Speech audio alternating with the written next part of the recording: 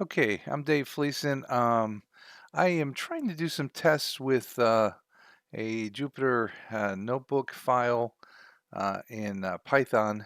I'm trying to create a viewer that would work for Open Simulator that could be used on computers as well as iPads and Android tablets.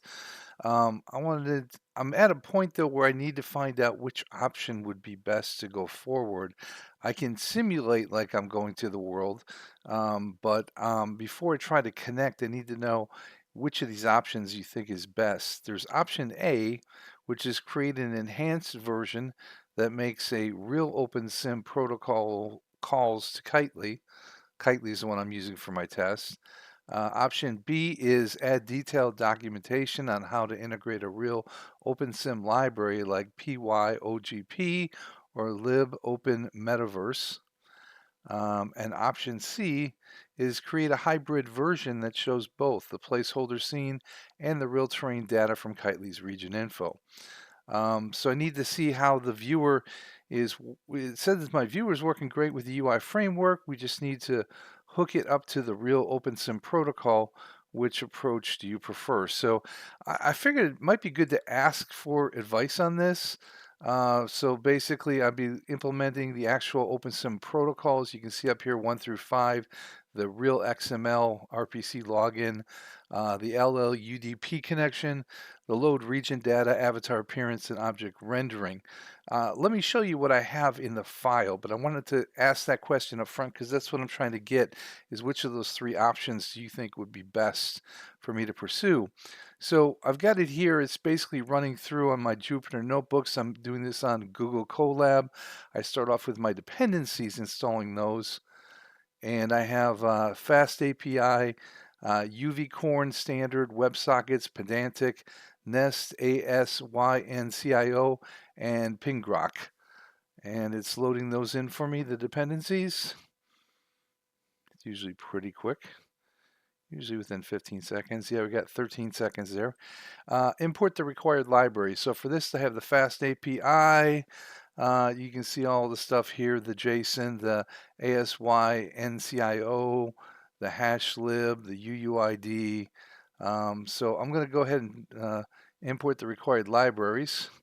It'll show me that they're all imported successfully. That only took 2 seconds. I get to my data models. So I'm going to go ahead and define the data models. That took 0 seconds. Create the Fast API server. So I've got that created. Let me also go over here for my key for when we get to that point. I need to make sure that I have the ngrok open for notebook access, which I do, because that's what I'm going to be serving it up on. Step 5, define API endpoints. I go ahead and set that. That took 0 seconds and it's done. Should be up to step 6. Yeah, create the viewer HTML, which is the front end. And I click to start that. Took 0 seconds. It's set. And now we come down here where we're actually serving it up on ngrok. And I have to pay tokens on this, so I had to put some money onto it to try it out. But I go ahead and I play this. And what it does is it uses this as the serving page. And then it opens up a tunnel, which we should see. Well, it said it failed this time.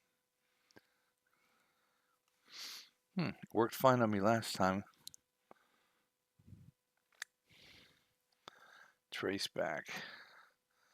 Let's see what it does on it before I just write it off. That it didn't work this time. It's weird because I'm using the exact same code I used a couple minutes ago, unless there's a hang up with the. Let's try this again. Here we go. Okay, so I got into it, and let's see, we're going to do Kitely grids, so let me get the URI for that. I wonder if I take the HTTP out, would that work better? We'll try it. All right, so I got Sun and Zoo. Put my password in. And we can do home, or it's got last location. Those are the only two I set up initially. Now, bringing me into this, which is basically a 3D representation of the server. I've got things set up for inventory, for communications, for travel, for map and teleport, and for sound on and off. So just some basics here, but this is just a simulated 3D world. I'd have to make one of those three choices. So let me stop this. I logged out of it and come back over to my Python and tell it to stop. So that way it's not continuing to use up my ngrok tokens. So that's where I'm at with it. And again, like I said, it would be a matter of, do I do option A, B, or C? If you could let me know your thoughts, if you have an educated opinion on it, I'd be most appreciative. So I just thought it's something I'd play around with and see if I could get it to work. Because I'd like to see if I can basically make a viewer that would work for all different types of devices.